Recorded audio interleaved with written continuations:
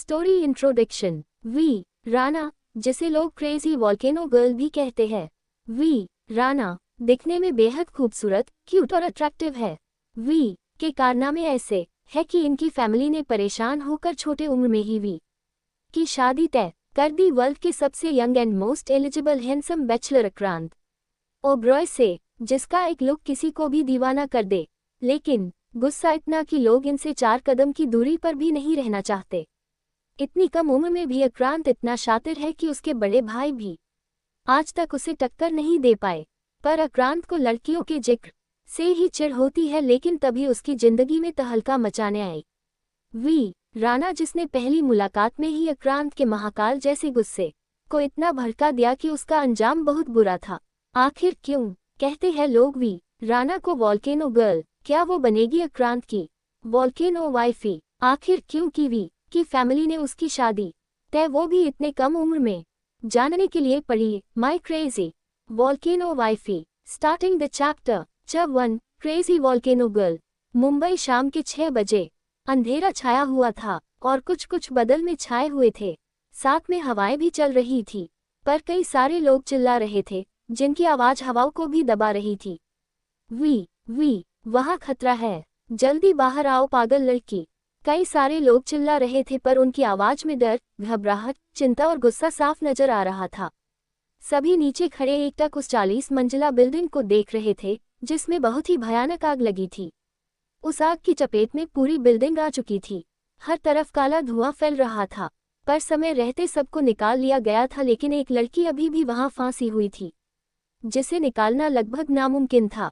पर एक 18 साल की लड़की बेखौफ होकर उस बिल्डिंग के अंदर की तरफ भाग रही थी। उस लड़की की आंखों और उसकी पर्सनैलिटी को देखकर बिल्कुल नहीं लग रहा था कि उसे इस भयानक आग से जरा सा भी डर लग रहा है। उसके होठों पर एक जानलेवा मुस्कुराहट थी, जैसे वो उस आग को चैलेंज कर रही हो कि मैं किसी से नहीं डरती और मैं डरने वालों में से नहीं बल्कि डराने वालों में से हूँ, बिकॉज आई एम फायर। उस लड़की के इसी बेखौफ और जिद्दी बर्ताव के कारण नीचे मौजूद सभी लोग डरे हुए थे। नीचे कई सारी फायर ब्रिगेड की गाड़ियां मौजूद थी, मगर वो सभी मिलकर भी आग नहीं बुझा पा रहे थे, क्योंकि 40 मंजिला बिल्डिंग की आग बुझाना कोई मामूली बात नहीं थी। जो लड़की अंदर भाग रही थी, उसने भी सेम फायर फाइटर जैसे कपड़े पहने हुए थे। वो सभी की बातों को अनसुना करते हुए लिफ्ट की तरफ जाती है, जिसमें भी आग थी। मगर अचानक ही उस लड़की को कुछ गलत होने का एहसास हुआ, तो वह बिजली की रफ्तार से लेफ्ट साइड मुड़ गई। उसके ऐसा करते ही जहां पर वो पहले खड़ी थी, उस जगह पर ऊपर की छत का कुछ हिस्सा जमीन पर गिरा। ये देखकर वो लड़की अपनी आंखें चढ़ाते हुए बेखौफ अंदाज से बोली, वी राना को डराने की कोशिश अच्छी थी, पर तुम जैसे छोट मोटे खतरे मुझे डरा नहीं सकते। इतना कहते ही वो जल्दी से सीढ़ियों से होते हुए 10वें फ्लोर की तरफ जाने लगी, क्योंकि वहीं पर वो लड़की फांसी हुई थी। धीरे धीरे बिल्डिंग भी गिरने लगी थी। कांच बाहर मौजूद लोगों के दिल मुंह में आ गए थे ये देखकर। तभी एक लड़का, जिसकी उम्र लगभग 25 साल थी, वो घबराते हुए बोला, नो एनो, ऐसा नहीं हो सकता। अगर उस वीफ वोल्कानो को कुछ हो गया तो इसका बिग वोल्कानो ब्रदर हमें नहीं छोड़ेगा। इतना कहते ही वो भी घबराते हुए अंदर की तरफ जाने लगता है, मगर उसके साथी उसे पकड़कर अंदर जाने से रोक लेते हैं। वहीं दूसरी तरफ वी 10वें फ्लोर पर पहुंच गई थी, पर उसे देखकर बिल्कुल नहीं लग रहा था कि वो थकी है, क्योंकि बचपन से ही उसे कमांडोज की तरह ट्रेनिंग दी गई थी। वी राना एक निडर, खूबसूरत और कम उम्र की लड़की थी, जिसे एडवेंचर, तूफानी और कुछ बड़ा करने का बहुत शौक था। वी एक दरवाजे के सामने खड़ी हो गई, जो अंदर से बंद था। वो एक कदम पीछे लेती है और हवा में उछलते हुए गोल गोल घूमकर एक जोरदार किक उस दरवाजे को मारती है। उसके किक करते ही दरवाजा कई टुकड़ों में टूटकर बिखर गया। वी जैसे ही रूम के अंदर दाखिल हुई, उसका बेखौफ चेहरा हैरानी से भर गया। वो अपने कमर पर हाथ रखकर इरिटेट होकर बोली, ओ पागल लड़की, क्या तुम्हें पता भी है यहाँ आग लगी है और तुम यहाँ मेकअप कर रही हो? वी हैरानी से अपने सामने खड़ी लड़की को देख रही थी, जो सेक्सी से कपड़े पहनकर मिरर के सामने खड़ी होकर अपना मेकअप सही कर रही थी। वो ऐसे तैयार हो रही थी जैसे किसी 5 स्टार होटल में अपनी डेट पर जा रही हो। वी जब देखती है कि वो लड़की कैसे उसे इग्नोर कर रही, तो वो गुस्से में भर गई। वी उसके करीब जाकर अपनी आंखें छोटी करके डेविल स्माइल करके बोली, जाने मन ऐसे क्यों तैयार हो रही हो जैसे डेट पर जा रही हो। जल्दी यहाँ से निकलो वरना डेट का तो पता नहीं, पर यमराज जी तुम्हें लेने जरूर आ जाएंगे। वो लड़की घूर के वी को देखती है, फिर बड़े ही अदा के साथ अपने होठों पर लिपस्टिक लगाते हुए आराम से बोली, यू नो ना, लड़कियों के लिए सजना संवरना कितना जरूरी है। अगर अभी मैं गंदी सी हालत में जाती तो बाहर के लोग मुझे देखते ही मुझसे नजरें फिर लेते। तुम खुद एक लड़की हो, तुम्हें पता होना चाहिए लड़कियों को हर वक्त सज संवर कर रहना चाहिए, ताकि चार लोग उन्हें देखें और उन पर फिदा हो जाए। फिर सिचुएशन चाहे जो हो, पर लड़कियों को हमेशा खूबसूरत दिखना चाहिए, फिर वो मर ही क्यों न रही हो। इतना कहते ही वो इस बार आई लाइनर लगाने लगी। वी पहली बार ऐसी लड़की को देख रही थी जो इस सिचुएशन में खुद के कपड़ों और मेकअप पर ध्यान दे रही थी। फिर वी आराम से बेड पर बैठ गई। तभी उसके वॉकी टॉकी से एक घबराए आवाज आई, वी क्या कर रही हो, बाहर आओ जल्दी। पर वी आराम से बेड पर लेटते हुए बोली, हाय मेरी मंजुलिका, तुम्हें पता है यहाँ का बेड बहुत ही सॉफ्ट है, मुझे सोने का दिल कर रहा। ये सुनकर वो लड़का शॉक होकर बोला, ओ मेरी वी फॉर वॉल्केनो, क्यों आग से खेल रही हो, मुझ पर रहम खाओ और आ जाओ बाहर। वी एक नज़र सामने खड़ी लड़की को देखते हुए एकदम से बोली, नीचे बलून वाले गद्दे बिछाओ। दूसरी तरफ से वो लड़का, आह क्या। वी डेविल स्माइल करके बोली, मंजुलिका बेबी, तुम्हारे लिए मैं आसमान से आइटम भेज रही हूँ, अगर 5 सेकंड में उसे कैच कर लिया तो अगले महीने डैडी बनने का सौभाग्य मिलेगा। इतना कहते ही वी एकदम से उस लड़की की कलाई को पकड़कर खिड़की के पास आए और अगले ही पल उस लड़की को खिड़की से नीचे फेंक दिया। उस लड़की को अंदाजा नहीं था कि वी उसे ऐसे ही फेंक देगी। वो लड़की मरने के डर से चिल्लाते हुए अपनी आंखें बंद कर लेती है। आह बचाओ। वही नीचे खड़े लोग ये देखकर शॉक थे। तभी किसी ने काले कलर का बलून, जो दिखने में गद्दे की तरह था, उसे वहां जल्दी से रख दिया जहां वो लड़की गिरने वाली थी।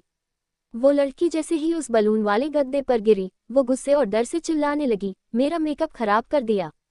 उसने इतना कहा ही था कि अचानक जोर से आवाज आई, तो सभी सर ऊपर करके खिड़की की तरफ देखने लगे जहां पर वी की परछाई नजर आ रही थी। हर तरफ धुआं ही धुआं था, जिस कारण वी को सांस लेने में दिक्कत होने लगी। वो अपने सीने पर हाथ रखकर जोर जोर से खांस रही थी। उसकी आंखों में आंसू भी आ गए थे, मगर फिर भी ना तो उसके चेहरे पर डर था और न ही घबराहट। पर अचानक ही बाहर खड़े लोग जोर से चीखे, नहीं। देखते ही देखते वो पूरी बिल्डिंग आग की लपटों में पूरी तरीके से समा गई और जिस तरफ वी खड़ी थी उस तरफ का पूरा हिस्सा जमीन पर गिरने लगा। फिर एक जोरदार धमाके के साथ वो हिस्सा ब्लास्ट हो गया। उसी वक्त एक लड़का जो अभी अभी बाइक से आया था, ये देखते ही वो अपने बाइक को बिना सही से खड़ी किए ही बिल्डिंग की तरफ भागते हुए घबराहट और डर से चिल्लाया, वी ई कंटिन्यू। कौन है ये वी? क्या वी की हो जाएगी मौत या वो खुद को बचा लेगी? कौन है मंजुलिका और क्यों है वी को खतरों से खेलने का शौक? जानने के लिए बने रहे। एक बात और, जिसे स्टोरी प्रमोट करना है वो कॉन्ट्रैक्ट साइन होने के बाद करे, क्योंकि अभी मैंने इसे शुरू किया है तो नेगेटिव इफेक्ट पड़ेगा, जो मैं नहीं चाहती। रेटिंग और रिव्यू देना ना भूले, साथ में लाइक शेयर और कमेंट भी करें। 1 thank you. Like share comment and subscribe more for episodes. Please like और सब्सक्राइब किया करो। चट्टू शैमलेस वॉल्केनो उर्फ वी उद्धरण चिन्ह। सभी के दिल दहल गए थे। देखते ही देखते पूरी बिल्डिंग बह गई। जो लड़का भाग कर आया था उसकी उम्र भी लगभग 18 साल थी। दिखने में वो भी बेहद हैंडसम था, पर वो काफी हद तक वी की तरह दिखता था। वो लड़का अपनी जगह पर जम सा गया। उसकी आंखों से आंसू भी नहीं निकल रहे थे सदमे के कारण। उसे देखकर ऐसा लग रहा था जैसे उस लड़के की दुनिया ही खत्म हो गई हो। वो लड़का धम्म से जमीन पर घुटनों के बल गिर गया। उसने जैसे ही अपने हाथों से अपने चेहरे को ढाका, तभी एक चहकती हुई आवाज उसके कानों में पड़ी, जिसे सुनकर वो लड़का चौंक गया। ओए, वी फॉर वॉल्केनो के ट्विन ब्रदर डर गए क्या? इस आवाज का अंदाज ऐसा था जैसे वो उस लड़के का मजाक उड़ा रही हो। वो लड़का जल्दी से अपने इमोशंस को संभालते हुए उठकर ऊपर की तरफ देखता है, तो उसके होठों पर मुस्कान आ गई। वो एक्साइटेड होकर बोला, अंडरस्कोर वी उद्धरण चिन्ह। वही आसमान में हेलीकॉप्टर उड़ रहा था। उससे नीचे की तरफ एक रस्सी लटकी हुई थी, जिसे एक लड़की ने पकड़ा हुआ था। ये कोई और नहीं बल्कि वी थी, पर काला धुआं उठने के कारण अभी भी ज्यादा कोई उसे देख नहीं पा रहा था। वी उस रस्सी को पढ़कर हंसते हुए उस लड़के को देख रही थी। पर अचानक उसने वो रस्सी छोड़ी और सीधा जंप करके उस लड़के के सामने आकर खड़ी हो गई। उसके ऐसा करते ही वो लड़का फिर से डर गया, पर वो एकदम से वी को गले लगाते हुए उसे डांट कर बोला, ये क्या हरकत है वी? घर चलो, अगर तुम्हारी प्यारी डार्लिंग से तुम्हें डांट ना खिलवाया तो कहना। और क्या तुमने देखा नहीं इस बिल्डिंग में कितनी आग लगी है, और तुम कोई भगवान नहीं हो जो उसे बचाने चली गई। कितनी बार कहा है दूसरे को बचाने के लिए खुद की जान जोखिम में मत डाला करो। क्या तुमने सोचा है तुम्हें कुछ हो जाएगा तो हम सबका क्या होगा? उद्धरण चिन्ह। इतना कहते कहते उस लड़के का गला भर आया। उसकी आंखों में आंसू आ गए थे। ऐसा लग रहा था जैसे वो वी को लेकर बहुत ही ज्यादा पजेसिव और केयरफुल हो। उस लड़के की डांट सुनकर वी का मुंह बन जाता है, पर तभी वी ने देखा कई सारे काले कपड़े पहने गार्ड्स उसकी तरफ आ रहे थे। ये देखकर वी खुद को उस लड़के की पकड़ से आजाद करते हुए बोली, अंडरस्कोप छोड़ो मुझे, डॉटो मेरे डार्लिंग के बेबी बॉय, छोड़ो मुझे। उद्धरण चिन्ह अल्पविराम। पर वो लड़का उसे नहीं छोड़ता। उसके होठों पर अचानक एक शैतानी मुस्कुराहट आ गई। वो वी को और भी ज्यादा कसके गले लगाते हुए डेविल स्माइल करके बोला, अब तुम्हें इसका अंजाम भुगतना पड़ेगा मेरी प्यारी, मुझसे 1 मिनट छोटी लिटिल वोल्कानो। तुम्हारे अंदर ये जो एडवेंचर का लावा भरा पड़ा है ना, ये तो तुम्हारी डार्लिंग ही निकालेंगी।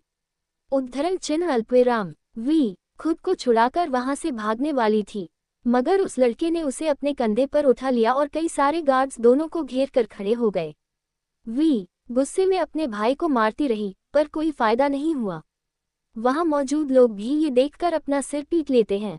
एक लड़का जिसे वी मंजूरिका कह रही थी, उसने खुद से कहा, हो गया सत्यानाश, अब तो इसकी डार्लिंग इसे छोड़ने नहीं वाली। उद्धरण चिन्ह अल्पविराम। कुछ देर बाद मुंबई के सबसे रिच एरिया गोल्डन सिटी में एक बड़ा सा बंगलो बना था। उस बंगलो के चारों तरफ टाइट सिक्योरिटी थी। वो बंगलो इटालियन स्टाइल में बना था, जिसका रंग सफेद, हल्का ग्रे और स्काई ब्लू था। गेट से अंदर आते ही सबसे पहले बड़ा सा गार्डन दिखाई पड़ता है। उससे 1 किलोमीटर अंदर जाने के बाद बंगलो का मेन एंट्रेंस पड़ता है। इस पूरे बंगलो में सिर्फ एक औरत की गुस्से भरी आवाज गूंज रही थी, जो बाहर खड़े गार्ड्स भी सुन पा रहे थे, और वो सब डर से अपना पसीना पोंछ रहे थे। अंदर हाल में एक लगभग 37 साल का आदमी, जो दिखने में बहुत ही हैंडसम, अट्रैक्टिव और चार्मिंग लग रहा था, वो अपना सर झुकाए खड़ा था। उसके ही बगल में एक 18 साल की लड़की भी अपना सर झुकाए खड़ी थी, पर वो अपनी हंसी को कंट्रोल कर रही थी। ये कोई और नहीं बल्कि वी थी, और उसका जुड़वा भाई सोफे पर आराम से बैठा हुआ था। वी के सामने एक बहुत ही एलिगेंट और खूबसूरत औरत खड़ी थी, जिसका चेहरा इस वक्त गुस्से में लाल था। उसने इस वक्त एक रेड कलर का अनारकली सूट पहना था, जिसमें उसकी खूबसूरती निखरकर सामने आ रही थी। उसके गले में बहुत ही खूबसूरत सा मंगलसूत्र और मांग में सिंदूर था। भले ही वो 35 साल की थी, पर ऐसा लग रहा था जैसे 27 से 28 साल की हो। वो औरत गुस्से में बोली, अब सर झुका कर क्यों खड़ी हो? बताओ मुझे, या फिर मुंह में दही जम गई है जो बोल नहीं पा रही हो? बताओ क्यों गई उस बिल्डिंग के अंदर, जब तुम्हें पता था वहां पर इतनी आग लगी है? उद्धरण चिन्ह अल्पविराम। वी को हंसी आ रही थी, और यही उसकी एक खासियत थी कि जब भी कोई उसे बहुत डांटता था या फिर बहुत ही सीरियस सिचुएशन होती थी, तो उसे हंसी आती थी। वी अपनी हंसी को कंट्रोल करके धीरे से अपने बगल में खड़े आदमी से बोली, डी फॉर डैडी, आप अपनी डी फॉर डार्लिंग को समझाए ना, ज्यादा मुझ पर न चिल्लाए वरना मुझे रात में चुड़ैलों के सपने आएंगे। यंग डैडी, मुझे भूख लगी है, अपनी डार्लिंग से कहिए ना मुझे थोड़ा सा खाना दे दे। उद्धरण चिन्ह अल्पविराम। वो यंग आदमी वी का डैडी था, जिसके पीछे आज भी लड़कियां दीवानी है। वो आदमी अपनी तिरछी नजरों से देखता है अपनी डार्लिंग यानी अपनी वाइफ को, फिर उसके गुस्से से डरते हुए वी को चुप करा कर बोला, बेटा शांत हो जाओ, ये ज्वालामुखी हम पर ही फटेगा। क्यों हर बार प्रॉब्लम में फंसती रहती हो? देखो, तुम्हें बचाने के चक्कर में हर बार मैं भी डांट खाता हूँ। उद्धरण चिन्ह अल्पविराम। जब डांट खाते हुए 1 घंटा हो गया तो वी काफी ज्यादा बोर हो गई। वो इरिटेट होकर अपने यंग डैडी से बोली, यंग डैडी, अपनी डार्लिंग को थोड़ा सिड्यूस करिए ताकि मैं उनकी डांट से बच जाऊं। उद्धरण चिन्ह अल्पविराम। वी के यंग डैडी शॉक होकर बोले, चुप कर नालायक, शर्म नहीं आती अपने बाप से इस तरह बात करते हुए? उद्धरण चिन्ह। वी रिलैक्स होकर बोली, young daddy, we are best friends और आप पहली बार थोड़ी ना कर रहे हैं। और मैं ऐसे ही थोड़ी ना पैदा हुई हूँ या फिर मुझे ओलेक्स से मंगाया है, कुछ ना कुछ तो किया ही होगा आप दोनों ने। तो इस बार भी शट अप वी को चुप कराते हुए उसके यंग डैडी जल्दी से अपनी पत्नी के पास जाकर बोले, डार्लिंग क्यों इतना गुस्सा कर रही हो? देखा नहीं हमारी बेटी कितनी छोटी सी है, अगर वो शरारत नहीं करेगी तो कौन करेगा? देखो वो बिल्कुल ठीक है और आज के बाद कोई गलती नहीं करेगी। वी की यंग मॉम गुस्से में उन्हें चुप कराते हुए बोली, अंकित शट अप, तुम्हारे लाड प्यार ने ही इसे बिगाड़ दिया है।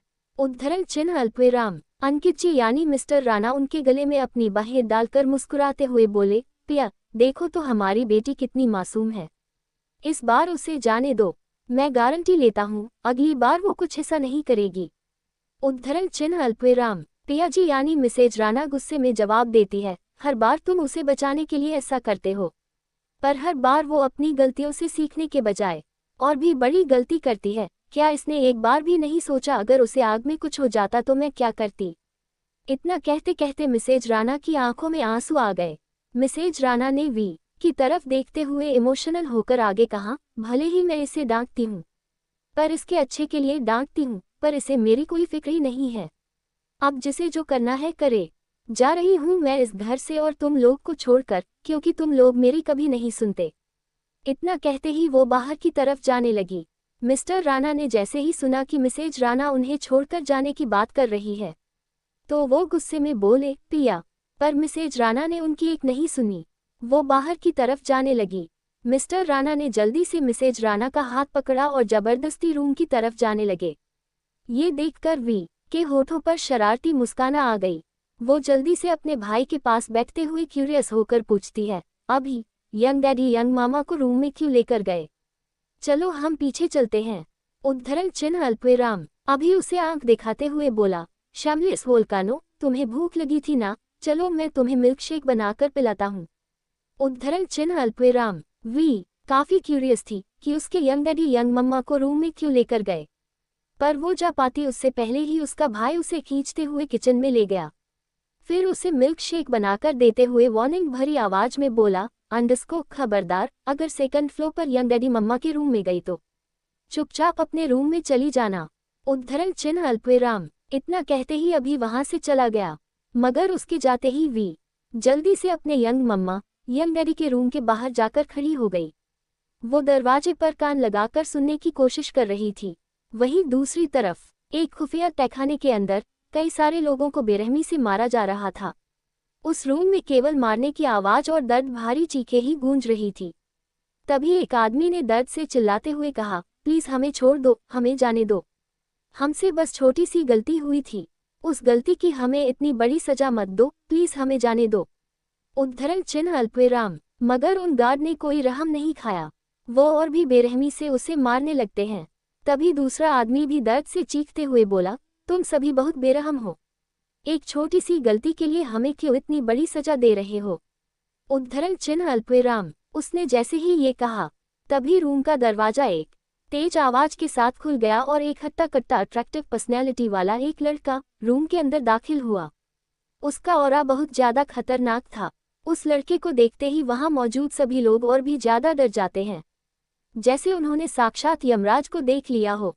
तभी पूरे रूम में एक दमदार और खतरनाक आवाज गूंज उठी, जो उसे लड़के की थी। I hate mistakes and people who make mistakes. Continue. क्यों वी को खतरों से है इतना प्यार? कौन है ये आदमी जिसे नफरत है मिस्टेक से? और क्यों वो लोगों को बेरहमी से मार रहा? क्या वी के यंग मम्मा डैडी जान पाएंगे कि वो उनकी जासूसी कर रही? जानने के लिए बने रहे। हेलो एवरीवन, एपिसोड अपलोड के पहले और स्टोरी के बारे में पहले अपडेट लेने के लिए ज्वाइन करें WhatsApp channel https skeptical smiley face whatsapp.com/channel/0029 watip1hsq7xrtuc3e2f। Rating और रिव्यू देना ना भूले, साथ में लाइक शेयर और कमेंट भी करें। 1 थैंक यू। 3 वी ने किया अक्र का स्वागत तूफानी अंदाज में। उस आदमी की आवाज इतनी डरावनी और कठोर थी कि रूम के अंदर मौजूद सभी लोग डर से कांपने लगते हैं। सभी के माथे से डर के कारण पसीना निकलने लगा था। गार्ड जो जमीन पर पड़े लोगों को मारते मारते रुक गया था। उस गार्ड को रूम के अंदर आया लड़का देखते हुए एक एक शब्द चबाकर बोला, अंडस्को did I ask you to stop? उसकी आवाज सुनकर उस गार्ड के हाथ से चाबुक छूटकर जमीन पर गिर गया, मगर उस लड़के को गलती और गलती करने वालों से सख्त नफरत थी। गार्ड जैसे ही चाबुक को उठाकर उस आदमी को मारने वाला था, उतने में ही रूम के अंदर आया लड़का अपनी गन निकालकर उसके माथे के बिल्कुल बीचों बीच शूट कर देता है। इस वक्त उस लड़के के होठों पर बहुत ही खतरनाक मुस्कुराहट थी। उसने गन से निकल रहे धुएं पर फूंक मारते हुए तिरछा मुस्कुरा कर कहा, Akrant Oberoi hates mistakes and those who commit mistakes.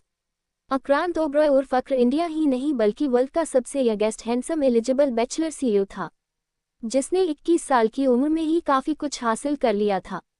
पर गुस्सा तो उसके खून में बहता था। अक्र को गलती और गलती करने वालों से इतनी नफरत थी कि वो उन्हें जान से मार देता था। अक्रांत ओबरॉय जितना निर्दय था, उससे कहीं ज्यादा वो हैंडसम था, पर उसके चेहरे पर अक्सर मास्क होता था। अक्र अपनी कठोर नजरों से पूरे रूम में देखता है। उसके बाद जमीन पर पड़े लोगों के सामने जाकर किसी यमराज की तरह खड़ा हो गया। जमीन पर पड़ा आदमी अक्र को देखकर डरते हुए पीछे खुसकने लगा। उसने डरते हुए कहा, किंग ऑफ डेथ, प्लीज हमें माफ कर दीजिए, बस एक मौका हमें चाहिए। अक्र अपनी गर्दन में हाथ फिराते हुए उस आदमी को अजीब तरह से घूरकर सर्द आवाज में बोला, king in death only gives death to people, क्योंकि इसमें मुझे बहुत मजा आता है। ये कहते ही वो उस आदमी को भी बेरहमी से गोली मार देता है। उसके बाद अक्र अपने गार्ड को कुछ इशारा करके वहां से निकल गया। कार में बैठते ही अक्र वहां से निकल गया। उसके साथ कई सारे गार्ड्स मौजूद थे, जिन्होंने उसे चारों तरफ से घेरा हुआ था। अक्र बैंक सीट पर किसी राजा की तरह बैठा था। उसकी गोद में एक लैपटॉप था, जिस पर उसकी उंगलियां तेजी से चल रही थी। तभी पैसेंजर सीट पर बैठा एक लड़का, जिसकी उम्र लगभग 20 साल होगी, उसने डरते हुए अक्र से कहा, प्रेसिडेंट, आज होटल पर्पल में हमारी मीटिंग है। ये सुनकर अक्र, जो बहुत ही सीरियस होकर लैपटॉप पर अपनी उंगलियां चला रहा था, अचानक ही उसकी उंगलियां रुक गई। उसने अपनी कठोर और सर्द नजरों से पैसेंजर सीट की तरफ देखते हुए कॉल्ड वॉइस में पूछा, व्हाट टाइम राज। उस लड़के ने जवाब दिया, टुमारो 11 AM। अक्र अपना सर हाँ मिला देता है। पैसेंजर सीट पर जो लड़का बैठा था उसका नाम राज था। ये अक्र का पर्सनल असिस्टेंट था, जो 24 घंटे उसके साथ रहता था। उसे अच्छे से पता है अक्र को कैसे हैंडल करना है। अगली सुबह 10 बजे वहीं दूसरी तरफ राणा विला वी अपने रूम में लैपटॉप में कुछ कर रही थी। वो बार बार दरवाजे की तरफ देख रही थी कि कहीं कोई आ तो नहीं रहा। अपने लैपटॉप में काफी देर तक कुछ करने के बाद उसके चेहरे पर एक खतरनाक स्माइल आ जाती है। वो काफी एक्साइटेड होकर बोली, अब तीर लगा निशाने पर, अब मुझे पर्पल होटल जाना होगा। इतना कहते ही वो अपना लैपटॉप बंद कर देती है, फिर जल्दी से तैयार होकर वॉशरूम से बाहर निकली। उसने इस वक्त रेड कलर की हुडी और ब्लैक पैंट पहना हुआ था, जिसमें वो बहुत ही खूबसूरत और क्यूट लग रही थी। उसके पीछे एक बैग भी टंगा हुआ था, छोटा सा, जिसमें टेडी बेयर बना था। वो चुपके से रूम से बाहर निकालकर चारों तरफ देखती है। जब वी को बाहर कोई भी नजर नहीं आया, तो वो दबे पांव बाहर जाने लगी। मगर उसने जैसे ही हाल में कदम रखा, तभी एक गुस्से भरी आवाज उसके कानों में पड़ी, यंग डैडी की वी फॉर वॉल्केनो परी कहाँ चली। वी के कानों में जैसे ही ये आवाज पड़ी, उसने कस के अपनी आंखों को बंद कर ली। फिर वो पीछे मुड़कर बड़ी सी मुस्कुराहट के साथ अपनी यंग मम्मा को देखकर बोली, यंग डैडी की रीफर डार्लिंग, मुझे बस थोड़ा सा काम है, मैं वापस आ जाऊंगी। मिसेज राणा, मिस्टर राणा को आवाज लगाते हुए गुस्से में बोली, अंकित, कहाँ हो तुम? देखो ये मुझे क्या बोल रही है। क्या मैं इसके मुंह से कभी मम्मा सुन पाऊंगी? ये हमेशा मुझे डार्लिंग बुलाती है। मिस्टर राणा, जो किचन में सैंडविच बना रहे थे, वो जल्दी से अपने एक हाथ में सैंडविच लेकर वहां पर आए। फिर उसका एक बाइट वी के मुंह में डालते हुए आराम से बोले, ओह प्रिया, क्यों इतना चिल्ला रही हो? और क्या तुम्हें नहीं लगता ये मम्मा शब्द कुछ ज्यादा ही बोरिंग है? इसलिए हमारी बेटी कुछ नया ट्राई कर रही है, तो इसमें क्या बुरा है? मिसेज राणा दांत पीसकर मिस्टर राणा को डांटे हुए बोली, कुछ नया ट्राई कर रही है या फिर बिगड़ रही है? आज मुझे डार्लिंग बोल रही है, कल को शादी होगी, वो अपनी सास को भी डार्लिंग बोलेगी जाकर, तो हमारी कितनी बेइज्जती होगी, कभी सोचा है? मैं तो कहती हूँ इसकी शादी अभी कर देते हैं। वैसे भी जिस तरीके से ये हमारे लिए प्रॉब्लम क्रिएट करती रहती है, उस हिसाब से अब मेरे लिए इसे झेलना मुश्किल हो रहा। इसकी शादी मैं एक ऐसे इंसान से कराऊंगी जो उसे कंट्रोल में रखे। वी मुंह बनाकर बोली अंडरस्को डी फॉर डार्लिंग। मुझे शादी नहीं करनी, और अगर शादी करनी भी है तो मैं मेरी सासू मॉम को डार्लिंग क्यों बुलाऊंगी। मेरे पास तो एक ही डार्लिंग है, मेरे यंग डैडी की डार्लिंग। मेरी सासू माँ तो आई फॉर आइटम बॉम्ब होंगी। मिसेज राणा वी को मारने के लिए उसके पीछे आती है, पर उससे पहले ही मिस्टर राणा जल्दी से वी को सैंडविच खिलाकर उसे बाहर भगा देता है। मिसेज राणा गुस्से में मिस्टर राणा को देखते हुए एक पिलो उठाकर उनके ऊपर फेंकती है। फिर वो गुस्से में रूम की तरफ जाते हुए बोली, जाकर खाना बनाओ। इस घर में मेरे बेटे अभी के अलावा कोई समझदार है ही नहीं। काश कोई इस धरती पर आ जाए जो इस वी वोल्कानो को सबक सिखाएं। हर वक्त मुझे परेशान करती है, और साथ में उसके डी फॉर यंग डैडी को भी। मिस्टर राणा उन्हें चिढ़ाने के लिए हंसते हुए बोले, ओ प्रिया, डी फॉर यंग डैडी नहीं, डी फॉर यंग डैडी की डार्लिंग होता है। मिसेज राणा गुस्से में उनकी तरफ देखती है तो मिस्टर राणा चुपचाप किचन में भाग गए। मिस्टर राणा राणा ग्रुप के सेव थे, और राणा ग्रुप वार्ड की टॉप 5 कंपनीज में आती थी। पर पहले वो बहुत गरीब हुआ करता थे, वह अपनी मेहनत से आज इस मुकाम पर पहुंचे थे। वहीं दूसरी तरफ वी बड़े ही एटीट्यूड के साथ अपनी सपोर्ट कार में बैठी और फिर ड्राइव करते हुए वहां से निकल गई। उसके आगे पीछे कई सारे गार्ड्स थे जो उसकी सेफ्टी के लिए थे। कुछ ही देर में वी की कार पर्पल होटल के सामने रुकी। उसकी एंट्री इतनी धांसू थी कि आसपास मौजूद लोग हैरानी से उसकी कार को देखने लगते हैं। एक लड़का जो होटल से निकल रहा था, उसने हैरानी से कहा, ओह माय गॉड, क्या ये वो सपोर्ट कार नहीं है जो पूरी दुनिया में बस एक ही है? इसका और कोई मॉडल नहीं है। मैंने कभी नहीं सोचा था ये कार इंडिया में होगी। पर कौन इतना अमीर है जिसने ये कार खरीदी? उसकी बात सुनकर आसपास मौजूद लोग और भी ज्यादा हैरान हो जाते हैं। वही वी बड़े ही एटीट्यूड के साथ अपने बालों में हाथ फिराती है, फिर कार से निकलकर चाबी को एक गार्ड के हाथ में देते हुए अदा के साथ होटल के अंदर जाने लगी। वी जैसे ही अंदर पहुंची, अंदर का नजारा देखकर उसकी आंखें जो चंचलता से भरी हुई थी वो सर्द हो गई। वी के हाथों में अचानक की खुजली होने लगी। वी शरारती मुस्कान के साथ अपने बेफिक्र अंदाज में बोली, हेलो बॉयज, क्या तुम्हें मेरी हेल्प की जरूरत है? वी के सामने एक लड़की को कई सारे लड़के घेर कर खड़े थे और उसे डरा रहे थे। उस लड़की ने जैसे ही वी की आवाज सुनी, उसने डरते हुए कहा, अंडरस्को वी, मेरी हेल्प करो। इन लोगों को मेरे उस अमीर बॉयफ्रेंड ने भेजा है। ये सब मुझे ब्लैकमेल कर रहे हैं अपने साथ सोने के लिए। इतना कहते कहते वो बहुत ही ज्यादा रोने लगती है। उसकी आंखें रोने के कारण सूज गई थी। वही जो लोग उसे लड़की को घेर कर खड़े थे, उनमें से एक आदमी वी को ऊपर से नीचे तक देखता है, फिर तिरछा मुस्कुराते हुए बोला, ये लड़की भी बहुत खूबसूरत है, इसके साथ सोने में और भी मजा आएगा। इतना कहते ही वो अपने गर्दन में हाथ फिराते हुए जैसे ही वी को हाथ लगाने को हुआ, उतने में ही वी बड़े ही अदा के साथ उस आदमी के हाथ को पकड़कर उसे सहलाते हुए प्यार से बोली, हैंडसम मैन, वैसे मजा तो मुझे भी बहुत आने वाला है, पर यहाँ नहीं, कोपचे में चलो, फॉलो मी। इतना कहते ही वो अदा के साथ अपने बालों को झटक कर एक प्राइवेट रूम की तरफ जाने लगी। ये देखकर वो सभी आदमी हवास से भर गए। एक ने एक्साइटेड होकर कहा, भाई ये लड़की तो बहुत आगे निकली, एक बार में ही मान गई, पर हमें तो सिर्फ मजे चाहिए। इतना कहते ही सभी एक दूसरे को देखकर हंसते हैं और वो सभी एक के बाद एक उसे प्राइवेट रूम के अंदर चले गए। उनके जाते ही जो लड़की रो रही थी, उसकी आंखों में एक चमक आ गई। वो अपने आंसू पोंछकर एक्साइटमेंट से बोली, underscore V, you are awesome. Private room के अंदर सभी लड़के जाते ही दरवाजा अंदर से बंद कर लेते हैं, मगर तभी उसे रूम से केवल आवाज से बाहर आ रही थी, धम्म दिशुम चट आह। ऐसी आवाज सुनकर आसपास मौजूद लोग सहम गए थे।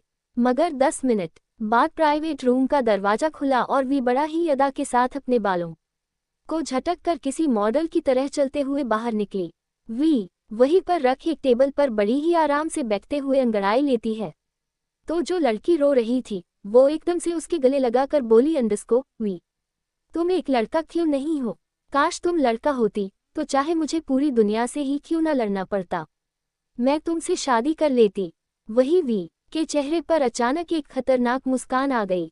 वो सीधा काम की बात पर आते हुए बोली, तुम्हारा बॉयफ्रेंड कौन है? उसने वी वोल्कानो के दोस्त से पंगा लिया है, उसे तो सबक सिखाना पड़ेगा। महिमा कौन है वह? इतना कहते ही वो कस के अपनी मुट्ठी बंद कर लेती है। महिमा बहुत उदास हो गई पर फिर दर्द भरी मुस्कुराहट के साथ बोली अंडरस्को वी। उनसे पंगा मत लो, वो बहुत अमीर है, वो ओबरॉय खानदान से है, उस खानदान के खिलाफ कोई नहीं जाता, वो बहुत ही ज्यादा खतरनाक। वी उसे बीच में ही रोकते हुए डेविल स्माइल करके बोली अंडरस्को वी फॉर वॉल्यूकानो का शौक है खतरों से खेलने का।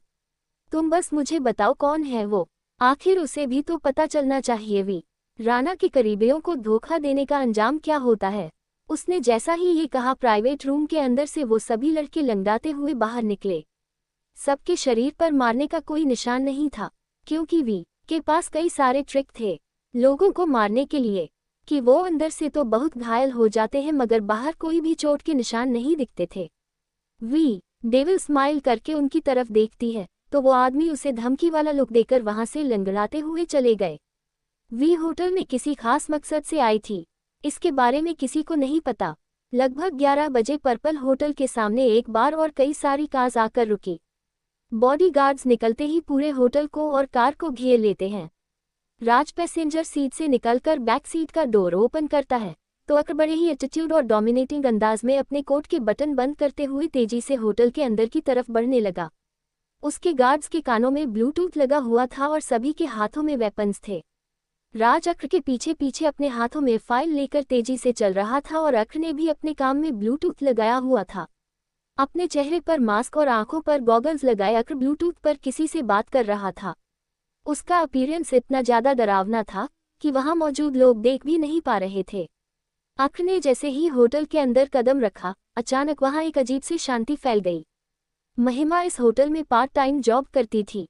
वो एक कस्टमर के ऑर्डर को लेकर जा रही थी, मगर वी कुछ नया ट्राई करना चाहती थी, इसलिए उसने वो ऑर्डर को महिमा के हाथ से छीन लिया और बड़े ही नखरीले अंदाज में बोली, ये काम वी राणा पर छोड़ दो, तुम्हें पता है ना मुझे नई चीज ट्राई करने का कितना शौक है, अब मैं लेकर जाऊंगी इसे। इतना कहते ही वो मटक मटक कर चलते हुए उस ट्रैक को लेकर जाने लगी। वो जैसे ही अक्र के थोड़ा करीब पहुंची, अचानक ही उसका पैर मुड़ गया। वी संभल नहीं पाए और उसके हाथ से प्लेट ऊपर की तरफ उछाल गई और वी भी घुटनों के बल जमीन पर गिर गई थी। उसे अपनी इमेज की चिंता थी। उसने देखा आसपास कोई उसे नहीं देखा तो राहत के साथ लेकर बोली, अपनी तो इज्जत बच गई आज। इतना कहते ही वो झट से खड़ी हो गई। वही वो प्लेट हवा में काफी ऊपर तक उछली थी। उस प्लेट में chow mein, burger, cold coffee, pasta, Manchurian मौजूद था। वही अक्र ठीक उस हवा में उड़ रही प्लेट के नीचे था। आक्र बड़े एटीट्यूड के साथ जैसे ही अपने बालों में हाथ फिराता है, अचानक ही उसके ऊपर chow mein, burger, cold coffee, pasta और मंचूरियन की बरसात होने लगी। देखते ही देखते अक्र उन सभी चीजों से नहा चुका था। उसके कंधे पर और सर पर चाउमीन लटक रही थी। ये देखकर अक्र के गार्ड और राज डर से कांपने लगे। वो सभी एक कदम पीछे हो गए। अक्र गुस्से में आग बबूला हो गया। उसने कस के अपनी मुट्ठी बंद कर ली। उसका पूरा शरीर गुस्से के कारण कांप रहा था। उसके माथे की नसें भी उभर आई थी। ऐसा लग रहा था जैसे अक्र के अंदर साक्षात यमराज जी आ गए हो। वी ने जैसे ही अक्र को देखा, वो भी गुस्से में भर गई। वो उसके सामने जाकर उसे उंगली दिखाते हुए बोली, ओ mister, chowmein, burger, cold coffee ये सब खाने के लिए होती है, नहाने के लिए नहीं। अगर तुम्हें खाना ही था तो जाकर ले लेते। इस तरह मेरा ऑर्डर बर्बाद करने की क्या जरूरत थी। देखो तो कितना नुकसान कर दिया तुमने मेरा। अब इसका बिल कौन भरेगा और कस्टमर को कौन समझाएगा। वी गुस्से में अक्र को देख रही थी और अक्र उसे 10 गुना ज्यादा गुस्से में उसे देख रहा था। उसकी आंखें धीरे धीरे लाल होने लगी थी, क्योंकि कोई उसके सामने ऊंची आवाज में बात करे ये उसे पसंद नहीं था। कंटिन्यू। क्या होगा अंजाम अक्र और वी की लड़ाई का? क्या दोनों पहली मुलाकात में ही बन बैठेगी दुश्मन? जानने के लिए बने रहे। मैं अक्रांत को अक्र ही लिखूंगी। स्टोरी अपडेट के लिए व्हाट्सएप चैनल ज्वाइन करें। https://whatsapp.com/channel/0029 WATIP1HSQ 761 UC3E2F। रेटिंग और रिव्यू देना ना भूले, साथ में लाइक, शेयर और कमेंट भी करें। 11 thank you. Like, share, comment and subscribe my YouTube channel for more episodes.